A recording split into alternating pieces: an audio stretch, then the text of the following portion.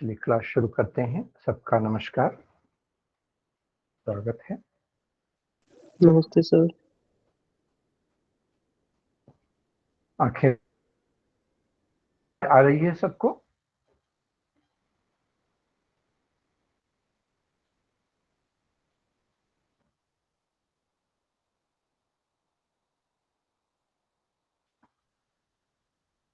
Lakshmi ji, can you आप सबको admit करेंगे क्या?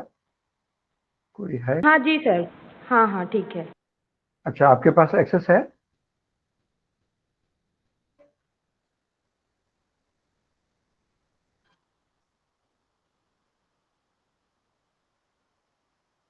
आप कर सकते हैं ना एडमिट? अच्छा, एज ए हाँ जी सर, को-होस्ट। बना दीजिए। हाँ, मैंने को-होस्ट बना दिया आपको। चलिए आंखें फिर से बंद, एक बार और। सांस अंदर और बाहर, चेहरे पे हल्की मुस्कान।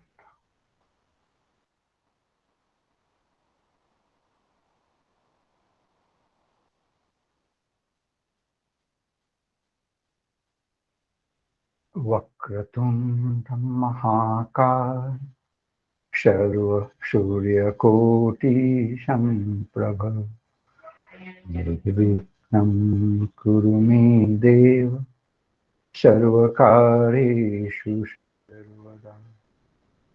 गुरु ब्रह्मा गुरु विष्णु गुरुर्देवो महेश्वरः, गुरु साक्षात् परब्रह्म श्री गुरवे नमः। ओम शांति शांति। धीरे से अपने हाथों को रब करते हुए आंखों को छूते, पूरे शरीर में इस प्रार्थना ऊर्जा को महसूस करें। ओके,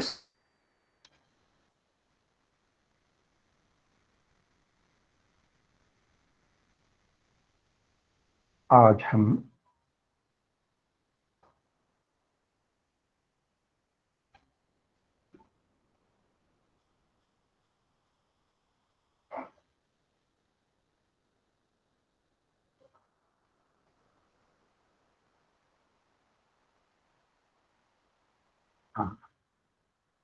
आज हमारा चौथा दिन है, चौथा सेशन है। आज हम कर्मयोग के बारे में अध्याय 3 से संन्यास योग और समझेंगे।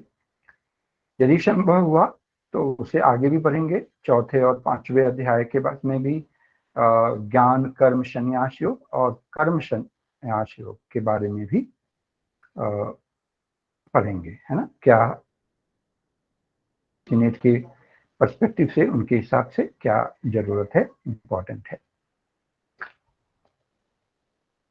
तो ये हमारा सिलेबस। अभी तक हमने भगवद गीता का सामान्य परिचय समझा, योग की परिभाषाएं देखी, और भगवद गीता के जो बहुत इंपॉर्टेंट के अंदर जो शब्द हैं, जैसे आत्मस्वरूप के बारे में समझा, स्थित प्रज्ञ के बारे में, और सांख्य योग के अध्याय, दूसरे अध्याय तो कंप्लीट किया, है ना। कोई सवाल, कोई प्रश्न है अभी तक?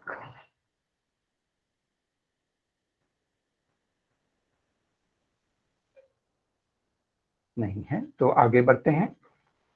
मैं आशा करता हूं कि सबको मेरी आवाज आ रही है, और ये जो मेरा स्क्रीन है वो सबको दिख रहा है।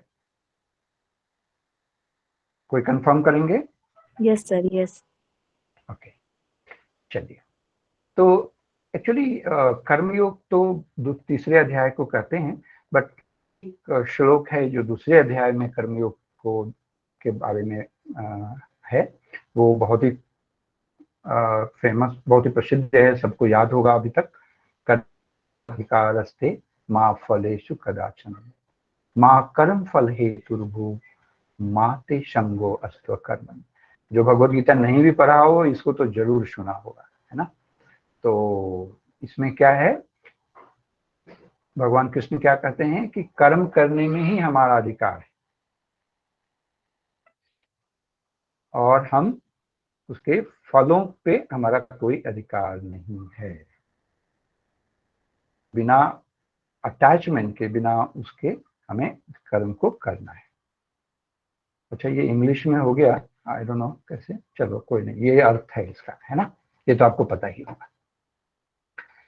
तो कर्म फल, इसमें बहुत लोग का मन में सवाल उठता है कि बिना कर्म फल की इच्छा के उसके हम कर्म क्यों करें, है ना, तो रहती है मन में हम लोग। तो कर्म फल की इच्छा रखने में कोई गलती नहीं है ना, सबको होगी ही है। हम इतनी मेहनत कर रहे हैं एजुकेशन के लिए तो रहेगी ही, बट उसके जो उससे हमारे अभी कर्म को अपने अभी प्रेजेंट भविष्य, जो भविष्य में आने वाला है, मान लो रिजल्ट है, उसको लेके उसकी चिंता करना, ये हमारे अभी के कर्म में बाधा डालता है ना। मेरे एक एमडी की तैयारी करने वाली लेडी आई है ना, वो पढ़ नहीं पा रही थी। क्यों? उनको चिंता इसी पे लगी रहती थी, मन हमेशा जब भी पढ़ने बैठती थी तो उनके मन में यही रहता था कि नहीं हुआ तो क्या होगा, है ना। तो ये हमारा मन स्वाभाविक है, मन जाता है, बट अगेन एंड अगेन, बार बार हमें अपने मन को, चलो लेट्स डू माई बेस्ट, मुझे 100% देना है, 200% देना है ना। तो ये इसका हमारे जीवन से संबंध है, जो ज्ञान को हमें समझना है। ओके, तो अभी तीसरे अध्याय का श्लोक जो कहते हैं भगवान कृष्ण की, लोकेस्मिन् द्विविधा निष्ठा पूरा प्रोक्ता मया नघ ज्ञान योगेन सांख्यानां कर्म योगेन योगिना, है ना। जो पहले, जो दूसरे अध्याय में उन्होंने क्या बताया, सांख्य योग के बारे में बताया। पहले ही ज्ञान योदय की प्राप्ति के 2 मार्गों का उन्होंने वर्णन कर चुका हूँ। ज्ञान योग उन मनुष्यों के लिए है जिनकी रुचि चिंतन में होती है। अभी देखिए, सांख्य यहाँ पे ना, सांख्य योग हम कल समझ रहे थे ना पिछली बार की, उसका मीनिंग, तो जो चिंतन में रुचि रखते हैं, जो मनन करते हैं, जो अन्वेषण, जो उसके ऊपर विचार, जो ध्यान करते हैं, चिंतन, उसकी गहराई में उतरते हैं, तो यहाँ ज्ञान की गहराई में जाते हैं।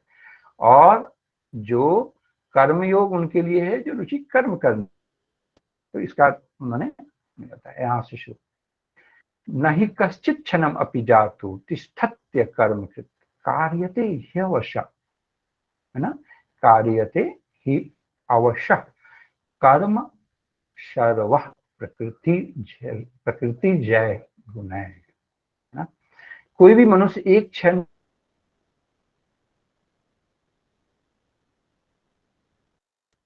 फिर भी, शरीर तो कर्म कर रही है, श्वास चल रहे हैं, है ना, शरीर के अंदर कितने सारे प्रोसेस चल रहे हैं आपके, हार्ट, आपका ब्लड प्यूरिफिकेशन चल रहा है, हृदय काम कर रहा है, किडनी काम कर रही है, जो आपकी पैंक्रियास डाइजेस्टिंग सिस्टम काम कर रही है, ये सब तो कर्म चल हो ही रहे हैं, है ना। और आप कितना भी बैठ जाओ, आपके हाथ पांव हिलेंगे ही रजोगुण के स्वभाव से, नींद आएगी तमोगुण के स्वभाव से, मन में खुशी आएगी, विचार उठते हैं, तीनों गुणों के हिसाब से ये चलते रहते हैं, है ना। और आपको तीनों गुण के अनुसार ही हम कर्म करने के लिए विवश होते हैं। मन हमारा जब खुश होता है, खुशी में हम कुछ काम करते हैं, उत्साह में हम कुछ काम करते हैं, तो सत्व गुण में हम करते हैं। दुखी होके चिंता करके कुछ करते हैं तो रजोगुण में। 3 गुण है ना, सबको याद है, सत्वगुण, रजोगुण, तमोगुण। और उदास आलस हो जाती है तो वो तमोगुण में है ना। चलिए आगे बढ़े। ये अभी 6ठा श्लोक, कर्मेन्द्रियाणि संयम्य आस्ते मनसा स्मरन् इंद्रियाणि, क्या है, इंद्रिय, स्लाइड नहीं चल रही आपकी, इंद्रिया, इंद्रिय, इस वाले पे रुक गई है। इंद्रिय, इंद्रिय सर स्लाइड रुक गई है आपकी। सर को हाँ शायद क्या? वॉइस नहीं आ रही है। सर आपकी स्लाइड रुक गई है 5th वाले पे ही अभी। अच्छा अच्छा, एक मिनट फिर से प्रेजेंट करता हूँ।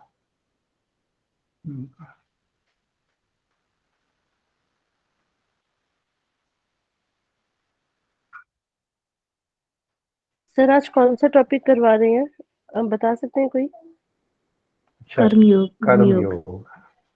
अच्छा, आप लेट थोड़ा हो गए क्या? जी सर, सॉरी सर, अभी थैंक यू। दिख रही है? Yes sir. दिख रही है मेरी स्लाइड? जी सर, दिख रही है। अच्छा, आगे है ना अभी? छठे पे, छठे श्लोक में आ गई है ना? अच्छा, ओके। इसमें क्या है, इसका अर्थ क्या है? जो अपने कर्मेंद्रियों के बाह्य घटकों को तो नियंत्रित करते हैं, लेकिन मन से इंद्रियों के विषयों का चिंतन करते हैं, वे निसंदेह स्वयं को धोखा देते हैं और पाखंड देते हैं। अभी देखो, कई बार होता है, हमने तो संकल्प लिया कि जैसे एक यू नो कहानी है।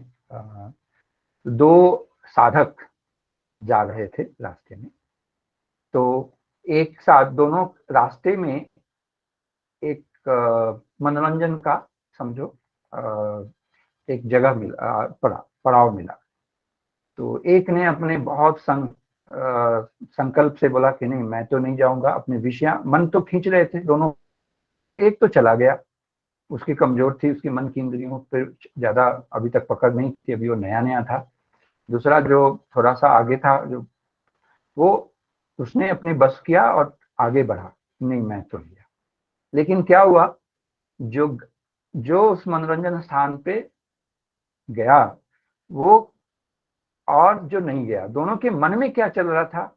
जो अंदर गया वो बोला, अरे मैं कितना पापी हूँ, मैंने ऐसा किया, मुझे नहीं आना था। लेकिन वो तो चला गया था।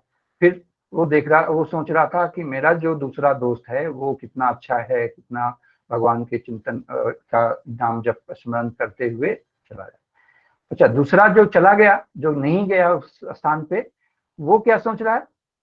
अरे मेरा दोस्त कितना एंजॉय कर रहा होगा, कितना आनंदित होगा। लेकिन उसने अपने बाह्य घटक को तो नियंत्रित किया, लेकिन मन से इंद्रियों के विषय की चिंतन नहीं गई, है ना? तो उसको पाखंडी कहते हैं। ओके, तो सबसे बड़ी बात, 7 श्लोक। यश इंद्रियाणि, क्या है? यह तू इंद्रियाणि, यह तू इंद्रियाणि मनसा नियम नियम्य आरंभते अर्जुन, कर्म इंद्रिय, कर्म इंद्रियों द्वारा कर्म योग आसक्त स विशिष्यते ना, है। लेकिन वे कर्मयोगी जो मन सर से कौन सा श्लोक चल रहा है अभी? 7th? स्क्रीन नहीं दिख रही है क्या? मेरी स्लाइड नहीं दिख रही है? 6th दिख रहा है अभी, स्क्रीन आगे नहीं बढ़ रही है। हे अभी भगवान, अभी ये हो क्यों? गया, अभी हो गया सर, अभी हो गया। अच्छा, तो हो सकता है आपका नेट का प्रॉब्लम होगा, स्लो चल रहा होगा। वो सबके लिए शायद हो रही है, ठीक है। सॉरी। तो इसमें जो मन से अपनी ज्ञानेंद्रियों को नियंत्रित करते हैं और कर्मेंद्रियों से बिना किसी आसक्ति के कर्म में संलग्न होते हैं, वे वास्तव में श्रेष्ठ हैं। यहाँ पे भगवान श्रेष्ठता के बारे में बताइए, है ना? तो क्या रिक्वायरमेंट है? कौन श्रेष्ठ है? जो अपने ज्ञानेंद्रियों को नियंत्रित करते हैं और कर्मेंद्रियों से बिना किसी आसक्ति के। तो ये आप नोट बनाते चलिए, देखिए क्या क्या रिक्वायरमेंट है जो श्रेष्ठता की, जो ये कर्म योग में जो श्रेष्ठ हैं उनके लिए क्या क्या आवश्यकता है। अभी आया ये स्लाइड, ये मेरा 8वां स्लाइड है यस सबको? Sir, yes sir. अच्छा, जी सर। तो नियतम कुरु कर्म त्वम कर्म ज्यायो ही कर्मणः। अभी देखिए, शरीर यात्रापि कर्मणः, ना? तो हमें तो कर्म करना चाहिए, क्योंकि निष्क्रिय रहने से तो कर्म करना श्रेष्ठ है। कर्म का त्याग करने से हमारे शरीर का भरण पोषण संभव नहीं होगा। हम कर्म नहीं करेंगे, मान लो खाना बनाना है, खाना नहीं बनाएंगे या उसके लिए अर्थ उपार्जन नहीं करेंगे, तो फिर हमारा जीवन चलेगा क्या, है ना। तो उन्होंने बताया कि वैदिक कर्म करने चाहिए। अब वैदिक क्या है, जो अपने कर्तव्य के हिसाब से करना चाहिए। ओके, 9th श्लोक। अभी देखिए मैंने कुछ पिकअप किया है, जो इतना बड़ा अध्याय 700 श्लोक में कुछ ही श्लोक हम श्लोक, सलाह तो यही होगी कि आप सब पढ़िए, लेकिन इन जो हमने जो सिलेक्ट किए हैं, जो यहाँ पे दिखा रहे हैं, उनको तो ज्यादा गहराई में पढ़िए, है ना। ठीक है, तो क्या करना चाहिए कर्मयोग में? परमात्मा की यज्ञार्थ, यज्ञ अर्थात कर्मण अन्यत्र लोको अयम कर्म बंधनः तदर्थम कर्म कौन्तेय मुक्त संगः समाचर। परमात्मा के लिए यज्ञ के रूप में कर्मों का निष्पादन करना चाहिए, अन्यथा कर्म इस भौतिक संसार में बंधन का कारण बनेंगे। हमको यदि कर्म फल, जैसे कल मैं आपसे हम लोग शेयर कर रहे थे, बता रहा था कि हमारा जो जीवन का चक्र है वो कर्म के कारण ही है, कर्म के बंधन से ही होता है ना। तो जब और बिना आसक्ति के यज्ञ के रूप में क्या हुआ, यज्ञ के निमित्त मतलब समर्पण, भगवान के खुश करने के लिए। यज्ञ जो ऋषि मुनि करते थे तो भगवान को खुश करने के लिए, है ना। तो समर्पण करके, तो भगवान के सुख के लिए, और फल की आसक्ति, ये बहुत इंपॉर्टेंट, कि बिना अपने नियत कर्म को करो, हमें करना है ना।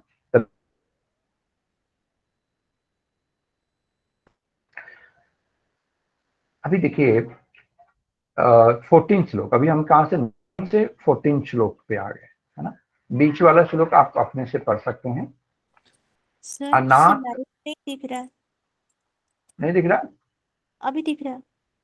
हाँ, थोड़ा इंतजार कीजिए। अच्छा, सबको डिले हो रहा है कि हाँ जी केवल सर, आप? वो हो रहा है, डिले हो रहा है, वो कभी सर कभी नहीं सबको पता हो रहा है ठीक है, डिले। तो हम कंफर्म कर लेते हैं, पहले सबको दिख रहा है तभी आगे बढ़ेंगे, है ना। और आपके पास, सबके पास भगवत गीता है ना, अपनी अपनी जो भी आपके पास है। तो जी यस सर। आवाज में तो डिले नहीं हो रहा है ना, आवाज मेरी आ रही है ना, तो वो जरूर वो श्लोक यस निकाल सर। लीजिए पढ़ने के लिए, है ना, अपने साथ उसी के पास पहुंच जाइए वहां पे। तो अभी आगे बढ़ते हैं। अन्नात भवंती भूतानि, है ना। अन्न क्या है? अन्नात भवंती भूतानि अन्न खाद्यान्न संभव, क्या है ये, कैसे बनेगा, इसको ब्रेक कैसे करेंगे? पर्जन्यात, हाँ, पर्जन्यात, अन्न भूतानि के बाद पर्जन्यात अन्न संभव यज्ञात भवति पर्जन्यो, यज्ञात संपन्न से संभूति है। पर्जन्य मतलब वर्षा, बारिश, जो वर्षा होती है। यज्ञ कर्म समुद्भव। अभी ये बड़ा इंपॉर्टेंट, बहुत ही इंपॉर्टेंट श्लोक है। इसमें देखिए सीक्वेंस है। हम लोग का जीवन जो अभी हम आज अभी जितने भी बड़े हुए हैं, जितने भी हमारा वजन है, वो खाना खाने के बाद ही हुआ है ना, अन्न से ही हुआ है। यदि खाना ना खाएं तो क्या होता है? बहुत सारे ऋषि सिद्धि लोग हैं जो बिना अन्न के भी रह सकते हैं, हवा से भी, बट जो साधारण मनुष्य है वो अन्न पर निर्भर है ना। अन्न किसे पैदा होता है? उत्पन्न वर्षा से। जितना भी हमारा वैज्ञानिक साइंटिफिक, जितना हम साइंस हमारा कितना भी ऊंचा हो गया, फिर भी किसान जो हैं हमारे वर्षा के इंतजार में रहते हैं, है ना। सूखा पड़ता है तो हमारी खेती बंद, सूखी जाती है। अच्छा, तो अन्न पे हम निर्भर करते हैं। अन्न वर्षा से उत्पन्न होता है। वर्षा किसे, बारिश किसे होती है? यज्ञ के अनुष्ठान करने से होती है, और यज्ञ निर्धारित कर्मों का पालन करने से संपन्न होता है। ये सीक्वेंस, ये जो क्रम है आपको समझना है। अच्छा आगे भी देखते हैं, 2 के बाद 15th में, कर्म ब्रह्मोद्भवम, ब्रह्म उद्भवम विद्धि ब्रह्माक्षर, ब्रह्माक्षर समुद्भवम तस्मात् सर्वगतम, सर्वव्यापी सर्वगतम ब्रह्मनिते यज्ञे प्रतिष्ठम। अभी सभी को स्लाइड दिख रहा है ना मेरा स्क्रीन?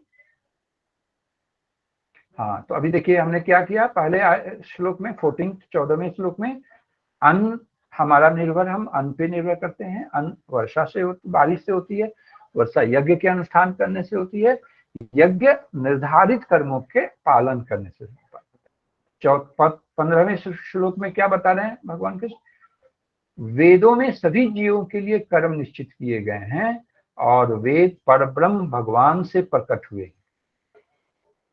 है ना।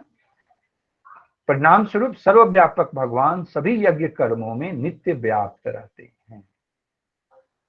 तो देखिए, प्राणियों की उत्पत्ति अन्न से, ये दोनों श्लोक का सबसे बहुत इंपॉर्टेंट है, याद रखना। आपको क्रम, ये क्वेश्चन आ सकता है, ये ना एक तरफ लेफ्ट हैंड साइड में जो है और बाएं साइड में, आप इसको ऊपर नीचे सीक्वेंस कर दिया और आपको मिलाने को आ सकता है, या कोई भी एक आ सकता है। वृष्टि की उत्पत्ति किससे होती है? भगवत गीता के अनुसार बारिश की उत्पत्ति किससे होती है ना, यज्ञ की उत्पत्ति किससे होती है, ऐसा कुछ आ सकता है ना। तो प्राणियों की उत्पत्ति अन्न से, अन्न की उत्पत्ति वर्षा से, वर्षा की उत्पत्ति यज्ञ से, यज्ञ की उत्पत्ति शुभ कर्म से, शुभ कर्म की उत्पत्ति ब्रह्म से, ब्रह्म की उत्पत्ति अक्षर से, एंड यज्ञ में सर्वत्र व्यापी कौन है? वो ब्रह्म है ना। यही है ना, ब्रह्म नित्यम यज्ञ प्रतिष्ठम। सर ब्रह्मा, अक्षर कौन से अक्षर? सर एक बार, हाँ? सर अक्षर सर एक मतलब? बार दिखाइए ना वो क्रम। हाँ दिखाते हैं। तो अक्षर अविनाशी जो है, अक्षर मतलब जिसको अविनाशी है जो से, हाँ ये देखिए करो, प्राणियों की उत्पत्ति अन्न से अन्न की उत्पत्ति वर्षा से, वृष्टि से, वृष्टि की उत्पत्ति यज्ञ से। अभी देखिए इसमें जो भी भगवत गीता इसमें जो लिखा हुआ है ना, वही शब्द आएंगे। हो सकता है कि पर्जन्यात, पर्जन्यात मतलब वर्षा, तो आपको ये भी अर्थ समझना है कि पर्जन्यात जो है वो वर्षा का, उसको वर्षा कहते हैं, बारिश कहते हैं, वर्षा, है ना। तो ये सब जो श्लोक याद रखेंगे तो आपको बहुत आसानी हो सकती है। यज्ञ की उत्पत्ति शुभ कर्म से, यहाँ पे ये शुभ कर्म लिखा है, बट श्लोक में क्या लिखा है? निश्चित कर्तव्य से, कर्म निश्चित कर्तव्य से। अच्छा, ये श्लोक का आपके हिसाब से, आपकी जो ग्रंथ बुक है उसमें क्या डेफिनेशन है, इसकी परिभाषा कैसे दी गई है? मैं एक मिनट,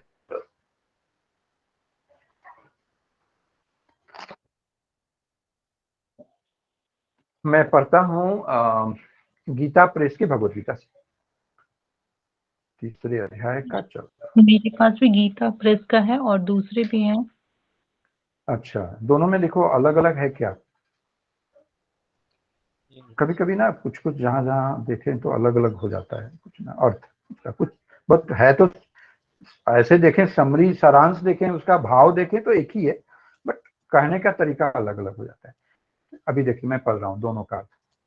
संपूर्ण प्राणी अन्न से उत्पन्न होते हैं। अन्न की उत्पत्ति वृष्टि से, इसमें भी वही है, वृष्टि होती है। वृष्टि यज्ञ से होती है और यज्ञ विहित कर्मों से उत्पन्न होने वाला है। अब ये विहित कर्म क्या है? इसमें विहित की जगह नियत कर्म दे दिया है, नियत कर्म भी है ना। हाँ, मेरे अच्छा। दोनों में ही अब विहित ही है, मेरे पास दोनों बुक में। भगवत, अच्छा दोनों है ना। कर्म समुदाय को तू वेद से उत्पन्न और वेद को अविनाशी परमात्मा से उत्पन्न। अब देखिए, कर्म को वेद से, वेद को परमात्मा से, इससे सिद्ध होता है कि सर्वव्यापी परम अक्षर परमात्मा सदा ही यज्ञ में प्रतिष्ठित है। सेम यही है मेरे पास भी, है ना। तो अब शुभ कर्म की उत्पत्ति, यहाँ पे विहित कर्म तो नहीं, विहित मतलब क्या होता है? जो अशुभ कर्म ना, क्या मीनिंग है विहित कर्म का? सर नियत, जो नियत कर्म है मीन्स अच्छे उससे किए जाएं। अच्छा अच्छा, तो विहित का मीनिंग ये है क्या? ठीक है चलो। ठीक है, तो ये कर्म आपको ये परीक्षा के हिसाब से, सर ये जो सीक्वेंस है इसमें जो लास्ट में मतलब जो लास्ट लाइन है ये समझ नहीं आ रही, मतलब जैसे कि यज्ञ ये में हाँ, यज्ञ में सर्वत्र व्यापी ब्रह्म है। ये देखो यहाँ पे लिखा ना, ब्रह्म नित्यम यज्ञ प्रतिष्ठितम, है ना। ब्रह्म नित्यम मतलब जो है शाश्वत, हमेशा यज्ञ में प्रतिष्ठित रहते हैं। यज्ञ क्या है? यज्ञ का मतलब जो हमारे ऋषि मुनि जो यज्ञ करते थे, हवन करते थे, पूजा पाठ करते थे, वही यज्ञ का मतलब नहीं। हमारे लिए यज्ञ का मतलब आप त्वदीयम वस्तु गोविंद तुभ्यमेव, क्या बोलते हैं, तुभ्यमेव समर्पये। ब्रह्मा वाली बात ऊपर भी आई है आपके वाले सीक्वेंस है सर, उसमें थर्ड थर्ड से, हाँ सर हाँ ये थर्ड लास्ट वाला है, शुभ हाँ, कर्मों की उत्पत्ति ब्रह्मा से, वो भी ब्रह्मा से है। नहीं ये ब्रह्म से नहीं है। ये देखो ये श्लोक कौन सा, 14वां श्लोक है, देखिए। यज्ञ कर्म समुद्भव, निश्चित कर्म से यज्ञ का संपन्न होना जो है, यज्ञ जो निर्धारित कर्मों का पालन करने से उत्पन्न संपन्न होता है, इसका मतलब। तो उसे चेंज कर लें सर जो वहाँ पे लिखा है। अरे नहीं बाबा, वही तो है ना, यज्ञ की उत्पत्ति जो है शुभ कर्म से। ये यहाँ पे लास्ट लाइन में क्या है, यज्ञ में ब्रह्म है, यज्ञ में सर्वत्र व्यापी ब्रह्म की प्रतिष्ठिता, ये है। ये यज्ञ की उत्पत्ति और ये इसमें ब्रह्म है, यज्ञ में ब्रह्म है, ऐसा कहा गया है। ये दोनों अलग सर अलग जो वर्ड है ना। इस्कॉन में दिया गया है ना, जो आपने ब्रह्म का बता रहे हो, वो हाँ हाँ वेदों को, ब्रह्म को वेद कह दिया गया है हाँ कि हाँ, ठीक। वेदों में नियमित कर्मों का विधान है। या आप साक्षी आपके पास होगा, ये इस्कॉन वाली ही है, तो आप उससे थोड़ा सा समझ सकते हो। अच्छा अच्छा, ठीक है तो सर। जो भी हो, अभी आप समझिए कि वेद जो है, अब वेद में बहुत सारे कर्म कांड, अभी कलयुग के लिए वेद के हिसाब से कर्म करने जाए तो शायद अभी वो नहीं है ना। सर तो विहित हम का मतलब होता है धर्म वैधानिक। धर्म वैधानिक ना, ओके वेरी गुड। तो यही अच्छा है, शुभ कर्म, जो भी अच्छा कर्म जो धर्म को, हमारे जो शुभ कर्म है ना। हाँ, चलिए आगे बढ़े। मेरी स्लाइड दिख रही है? Yes sir. Yes sir. 20 और 21 श्लोक पे आ जाते हैं, है ना। तो ये तो मैं छोड़ नहीं पाया एक्चुअली, बहुत सारी चीजें अभी लेकिन अब आपको और भी पढ़ना है। देखो हम कहाँ पे थे, 15 से 20 पे आ गए, है ना। तो 20 और 21 मेरे हिसाब से मुझे लगा कि ये परीक्षा के हिसाब से महत्वपूर्ण हो सकता है। तो क्या है, कर्मणयो ही संसिद्धिम, ये क्या कैसे प्रे करेंगे, कर्मणा ही संसिद्धिम है ना, आस्थिता जनकादयः, जनक आदि जो है, जनक आदि राजा तथा जनक आदय अन्य राजा, लोक संग्रहम एव अपि, है ना, लोक संग्रहम एव अपि संपश्य, अरे वाह, संपश्यत कर्तुम अर्हसि, यत जो आचरित श्रेष्ठ अस्तत्, क्या है, श्रेष्ठ तत्, तत् मतलब 2 बार आया है ना, तत् तत् देवतरो एव, तत् तत् एव इतरः।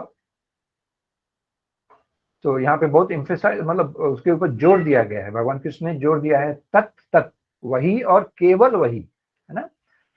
एव निश्चय ही, इतर सामान्य श्रेष्ठ तत्, अरे देवतर एव, अच्छा तत् एंड एव मिलके तत् देव हो गया। अतरो इतरः जनः स यत् प्रमाण, स यत् प्रमाणम कुरुते लोकः तत् अनुवर्तते, है ना।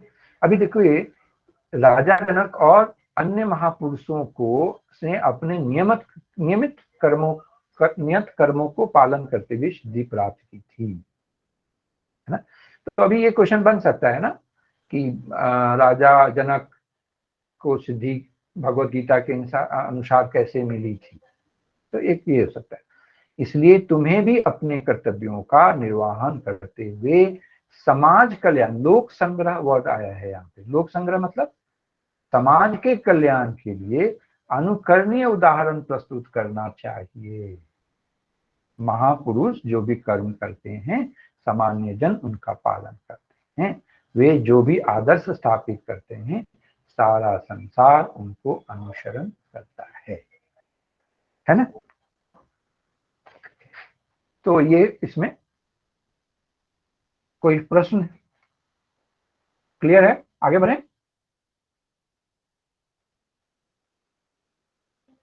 जी सर। हाँ, तो अभी याद रखना, राजा जनक से का संबंध यहाँ पे आ सकता है, कैसे आएगा। ओके, फिर अभी हम कहाँ थे? 21 से 26 पे पहुंच गया। न बुद्धि भेदम जनयेत अज्ञानाम कर्म संगिनाम योषयेत सर्व कर्माणि विद्वान युक्तः समाचरन्। अज्ञानवान मनुष्यों को चाहिए कि वे अज्ञानी लोगों को, जिनकी आसक्ति सकाम कर्म करने में रहती है। सकाम कर्म मतलब क्या हुआ? जो इच्छा, जो कर्म के फल की इच्छा करके जो करते हैं, है ना, उसके साथ उन्हें कर्म करने से रोक कर उनकी बुद्धि में मतभेद उत्पन्न न करें।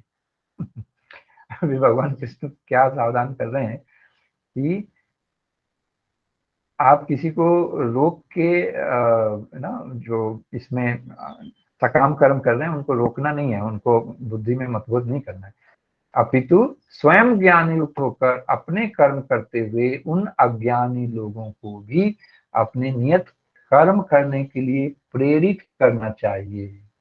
तो उन्होंने प्रेरणा देनी चाहिए, आपके कर्म से प्रेरणा मिलनी चाहिए, है ना, दूसरों को, है ना। अभी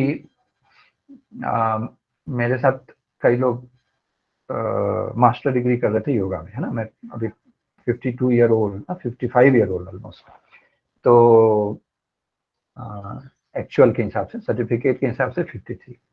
तो कई लोग मेरे जो दोस्त हैं, वो उनको प्रेरणा मिली कि चलो वो भी, हम भी पढ़ते हैं है ना। तो वो लोगों ने भी, कई लोगों ने मास्टर डिग्री में ज्वाइन किया अभी, और अभी कुछ लोगों ने जो मास्टर डिग्री में हमारे साथ थे, वो लोग पीएचडी करने को पहले बोला नहीं करेंगे, अभी वो भी पीएचडी कर रहे हैं, करने के लिए उनको प्रेरणा। तो कई हम क्या अपने कर्म से अपने दोस्तों में, अपने जहां जहां परिवार में, अपने संबंध में हम प्रेरित करते हैं उनको, है ना। ओके, आगे बढ़े। तो आप भी किसी के लिए प्रेरणा के स्रोत बनिए। आप तो है ही ऑलरेडी, सब लोग साधक हैं, तो प्रेरणा तो स्रोत है ही। जैसे हमारे राहुल जी हैं, वो हमारे प्रेरणा के स्रोत हैं ना, कितना अच्छा काम कर रहे हैं। आज हम उनके कारण कितने ज्ञान के का हम आदान प्रदान कर रहे हैं, है ना। तो हम एक दूसरे से सीखते हैं ज्ञान देने से। जितना हम ज्ञान बांटते हैं उतना हमें ज्ञान मिलता है। आपको पता है ना, इस दो एरिया, दो तरह की जो हम, जितना हम बांटते हैं उतना हमें वापस मिलता है। आपको पता है क्या क्या? जी कौन बताएगा? जी सर। एक क्या है तो हमने बताया अभी, ज्ञान। दूसरा क्या है? धन। हम्म? धन सर। अच्छा, वर्तमान में अभी के लिए, हाँ ठीक है, वो हो सकता है आपने जितना दान किया उतना वापस आ जाए अगले जन्म में या बाद में, लेकिन तुरंत के लिए तो आपका धन कम हो गया ना। सर शिक्षा ही है ना जो बांटने से बढ़ती है। एक ज्ञान है, हाँ, दूसरा भी है एक। कोई गेस, कोई बता सकता है?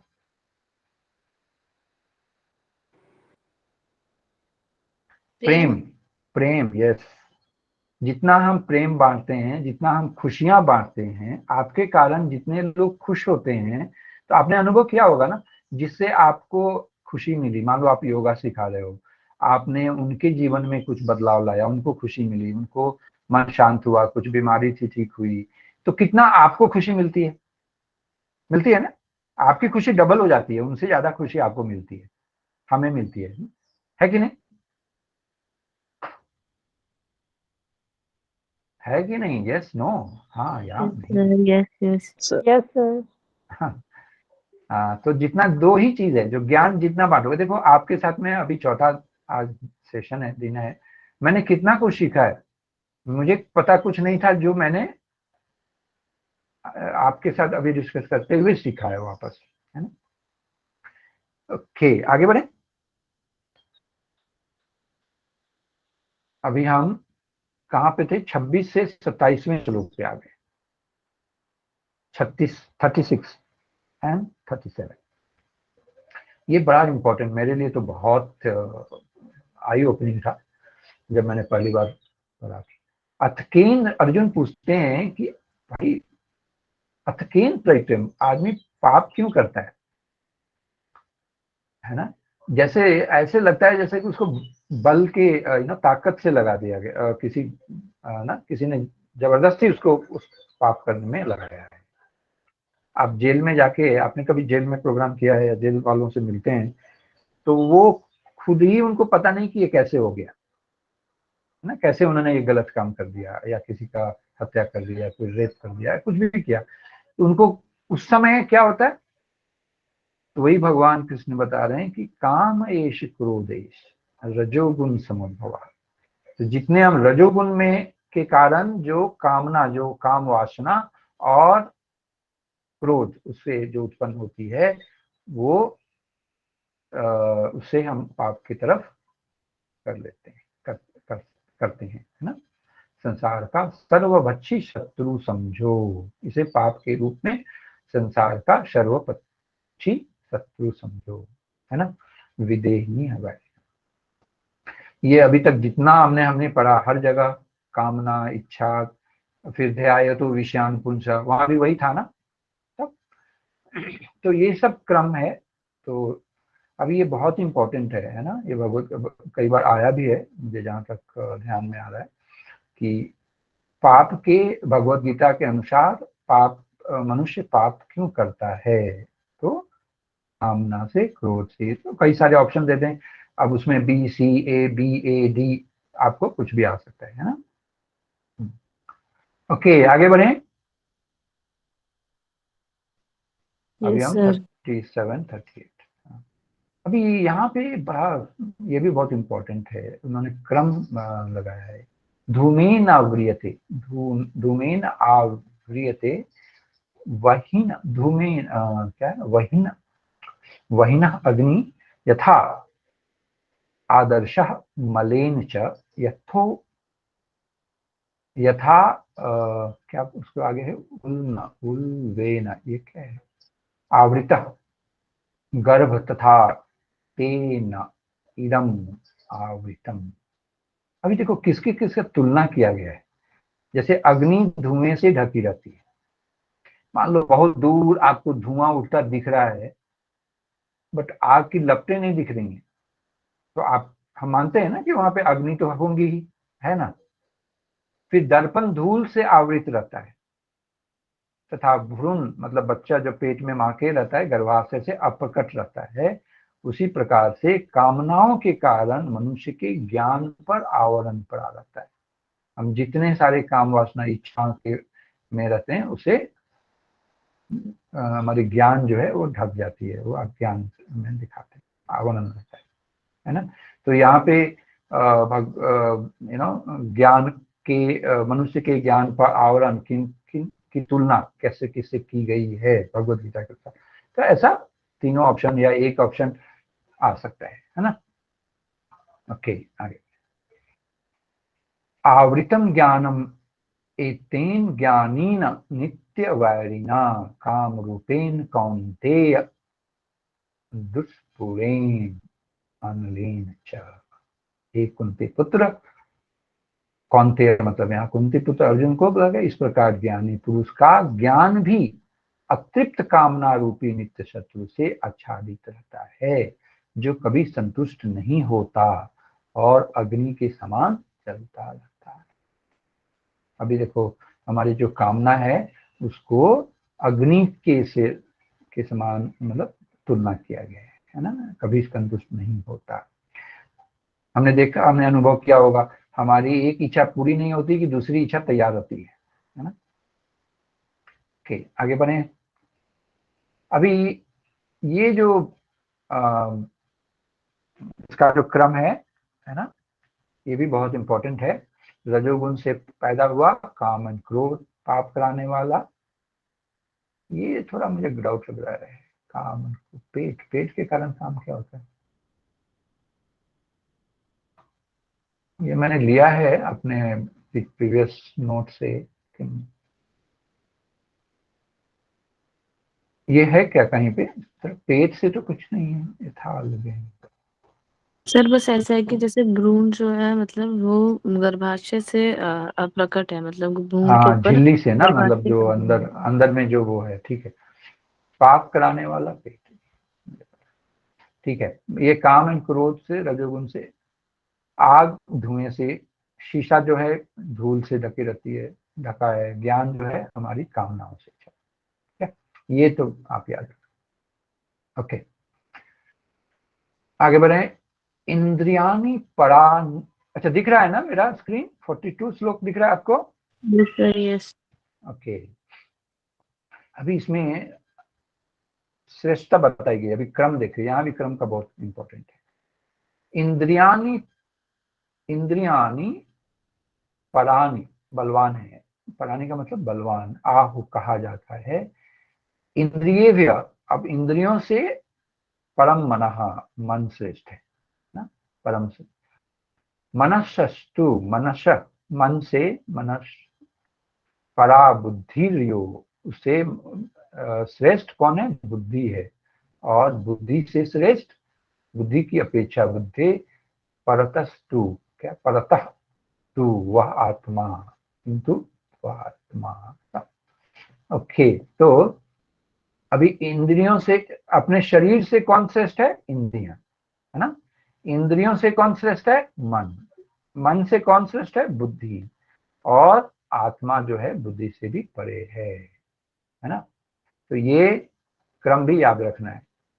क्रम क्या है? शरीर से श्रेष्ठ इंद्रियां, इंद्रियों से श्रेष्ठ मन, मन से श्रेष्ठ बुद्धि, और बुद्धि से आत्मा, ठीक है।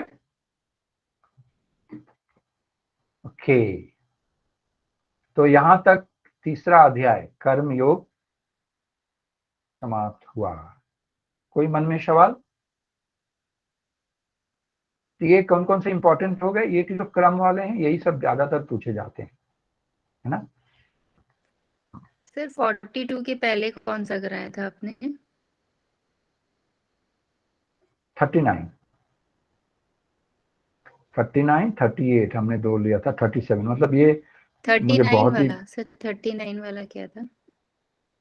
38 एंड 39 वाला है ना, ये जो है हमारी इच्छा से, है ना। आवृतम ज्ञान, कितना भी ज्ञान में भी हम लोग रहते हैं ना, कभी कभी ज्ञानी पुरुष भी, है ना, वो भी अतृप्त कामना से। अभी देखिए, इतने बड़े ज्ञानी आसाराम बापू को लोग पूछते थे, इतने ज्ञान की कमी थी क्या उनको?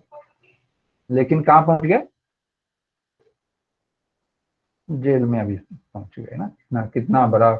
उससे हमारे कितने धर्म गुरुओं की बदनामी हुई कि जो लोग साधारण लोग हैं, ऐसे कई लोग जो हैं अभी पता नहीं कितने कितने ये सब आते रहते हैं ना, हर हर में कुछ ना कुछ। तो उनकी क्या रहती है? अतृप्त कामना। ऐसा नहीं है कि उनके ज्ञान की कमी है, बट अतृप्त कामना जो है उनको गिरा देती है ना। सर कर्म योग के श्लोकों की शुरुआत कौन सी संख्या से हुई है? जैसे मैंने 47 से एक्चुअली पढ़ा है, मैं भी लेट ज्वाइन हुई थी। अच्छा, तो उसमें हमने पिक किया है एक्चुअली, ये दूसरे अध्याय का 47 है ना। तो वो समरी है, बट कर्मयोग अध्याय जो तीसरे अध्याय को कहते हैं ना। तो सर 47 से पहले भी आपने कोई श्लोक अभी बताया है? नहीं नहीं नहीं, मैंने जस्ट लिया है क्योंकि दूसरा जो अध्याय है वो समरी है, सारांश है पूरे अध्याय, बाकी के 16 अध्याय का ना। तो उसमें कर्म के बारे में एक श्लोक है जो मैंने जस्ट आपके रेफरेंस, ये तो आपको पता ही होगा, सबको पता है ना। नहीं सर, ये नोट किया मैं। सर इससे पहले आपने भी कुछ और करवाया हो तो? नहीं, और कुछ नहीं कराया, है ना। कर्मयोग जो है हमने शुरू किया, एक जस्ट रेफरेंस दिया कि यहाँ पे है। तीसरा, पांचवा, छठा, सातवां, आठवां, इसमें बहुत ज्यादा इतना भी जरूरत नहीं हो सकता है, बहुत कम की जरूरत होगी। बट मुझे जब मैं सेलेक्ट कर रहा था, पिक कर रहा था, तो मुझे लगा कि शायद हो सकता है ना, ज्यादा पढ़ना अच्छा है कम पढ़ने से, है कि नहीं? तो आपको श्लोक याद ना भी रहे, लेकिन जहां भी ये क्रम वाले हैं ना उनको तो याद ही रखना है, उन श्लोकों को याद रखना, याद रखना, और बाकी को समझ लेना, समझ को क्या करना है। 37, 38, 39, उसके बाद 42 एंड बस ये तीसरे यहाँ से। अभी देखिए तीसरे अध्याय में को कर्मयोग तो कहते हैं, चौथे अध्याय में भी कर्मयोग का अध्याय जुड़ा हुआ है, कर्म के बारे में जुड़ा हुआ है ना, उसमें क्या ज्ञान कर्म संन्यास योग। पांचवे अध्याय को भी कर्म संन्यास योग, मतलब तीसरे चौथे पांचवे तीनों में कर्म की चर्चा तो है ही, है ना। तो मुझे लग रहा है कि अभी समय तो हो गया है, 10 मिनट ही है, तो आज हम लोग यहीं तक खत्म कर पाए। चौथे अध्याय में कितने श्लोक हैं, अभी बात बहुत है। ठीक है, चौथा अध्याय भी इम्पोर्टेंट है एग्जाम के पास। आज यहीं पे रुक गया, ज्यादा हो गया। ठीक है, तो अभी क्विज के लिए तैयार हो जाइए।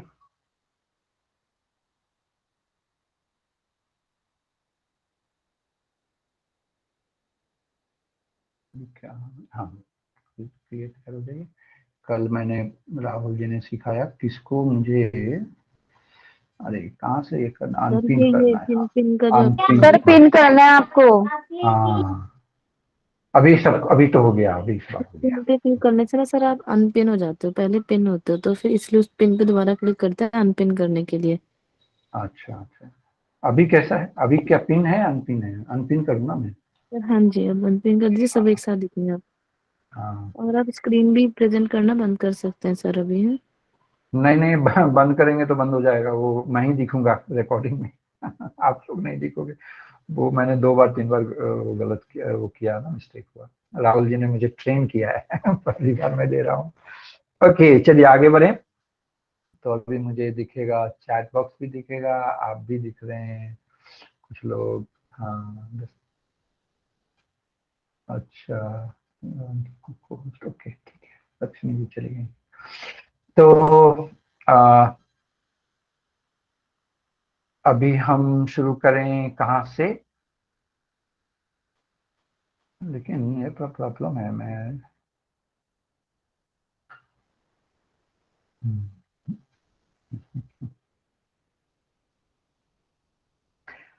ये क्रम के बारे में बताइए। संपूर्ण प्राणी किससे उत्पन्न होते हैं, हम किस पे निर्भर हैं? सर अन्न पर। अन्न पर, वेरी नाइस। अन्न किससे पैदा होती है, उत्पन्न होती है? यज्ञ से। सर वर्षा से। वर्षा से। Very good. वर्षा से। वर्षा को इस श्लोक में ये कौन सा श्लोक यज्ञ। है? नहीं ये कौन सा श्लोक नंबर है बताइए। सर 15। हाँ 14। सर 14। 14 पे सर। वर्षा का जो श्लोक में कौन सा शब्द यूज किया गया है वर्षा के लिए? पर्जन्य। पर्जन्य, वेरी नाइस। पर्जन्य। हाँ फिर वर्षा कैसे उत्पन्न होती है? सर यज्ञ के माध्यम से। यज्ञ से सर। अच्छा अभी एक ही 2 लोग बोल रहे हैं, तो अभी मैं नाम बोलता हूँ वो बताएंगे, है ना, बाकी लोग टाइप करेंगे। श्वेता जी आप बताइए, यज्ञ किससे उत्पन्न होता है? सर क्या क्वेश्चन है? जो सर यज्ञ, आवाज नहीं आ रहा, कट हो रहा आवाज। आवाज नहीं आ रही है सर कट हो रही है आवाज बीच बीच में। आ तो रही है सर क्लियर।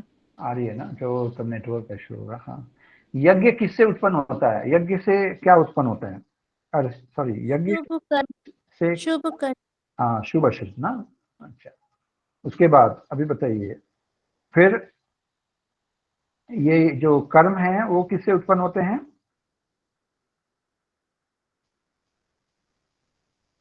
कर्म किससे उत्पन्न होते हैं? ब्रह्म से।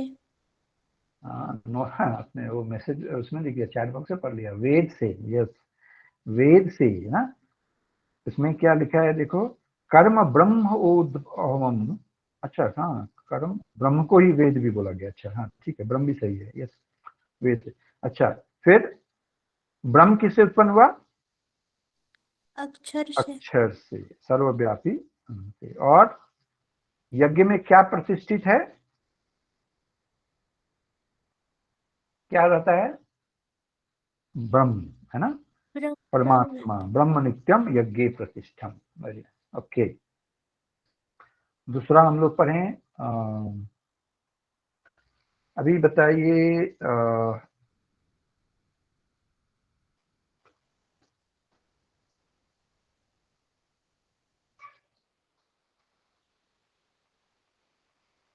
हमें कर्म कैसे करना चाहिए? कर्म करने के समय हमारी क्या क्या, हमारा किस किस विषय पे ध्यान रखना चाहिए तो हम कर्म के बंधन से नहीं बनेंगे? समझ में आया क्वेश्चन? कर्म से के बंधन में नहीं बंधने के लिए हमें किस तरह कर्म करनी चाहिए?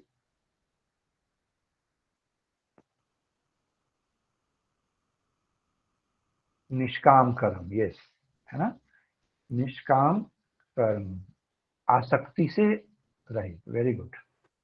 सर नियत कर्म यहाँ लिखा है, नियत कर्म का क्या मीनिंग है? नियत कर्म कौन बताएगा? सर नित्य कर्म होता है नियत कर्म। शुभ अशुभ कर्म को, शुभ कर्म को नियत कर्म कहते हैं।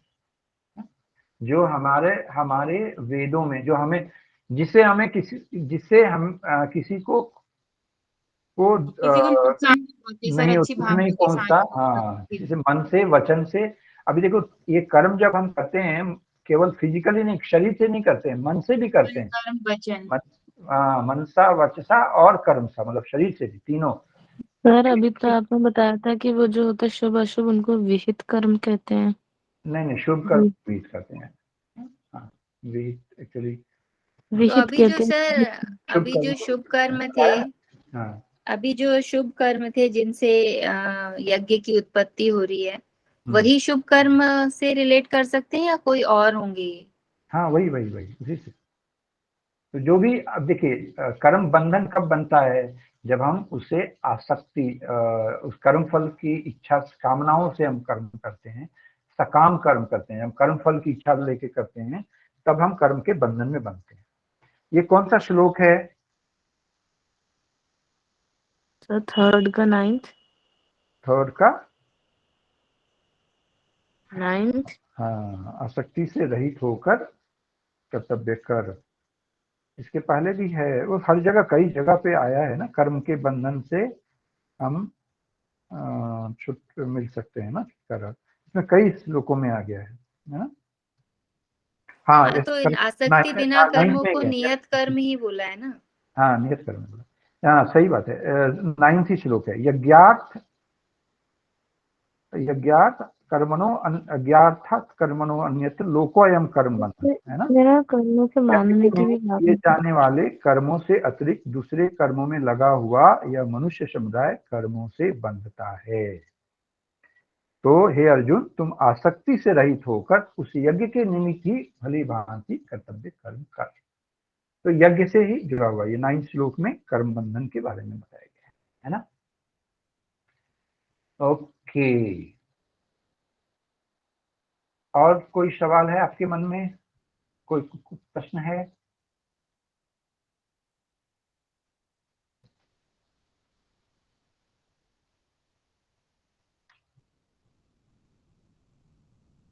और कौन सा कर्म हमने जो सीक्वेंस हमने पढ़ा था ना? सर क्या किससे श्रेष्ठ है वाला पढ़ा था हमने, शरीर से इंद्रियों। सर 39 और 42। हाँ, एक तो वो था कि 39 में 42, वो पहले ना कि धुएं से अग्नि, मैल से दर्पण, और वाला ना, जैसे बच्चा पेट में, जो माँ के पेट में ढका रहता है गर्भ में, उसी तरह काम के द्वारा हमारा इन कामना मतलब काम वासना या इच्छा, कामना के से ढका रहता है हमारा। क्या ढका रहता है? ज्ञान, है ना। तो मन और कौन किससे श्रेष्ठ है? हमारे शरीर से कौन श्रेष्ठ है? इंद्रिय, इंद्रियां। मन। Very nice. और इंद्रियों से कौन श्रेष्ठ है? मन। मन, मन कौन श्रेष्ठ है? बुद्धि, बुद्धि। Very good. बुद्धि। और बुद्धि से आत्मा परे आत्मा। है। ओके, तो हम अभी यहाँ पे विश्राम करते हैं। बहुत से लोग ज्वाइन हो रहे हैं अभी नए अगले क्लास के लिए ना। अच्छा, कल छुट्टी है। कल हम आप नोट्स बना के रखिएगा और जितने श्लोक आप याद कर सकें याद कर लीजिए, है ना। तो अभी तक 4 जो हुए हैं उसको आप चौथे सेशन तक आप उसको फिर से नोट बना के एक बार रिवाइज कर लीजिए, ठीक है।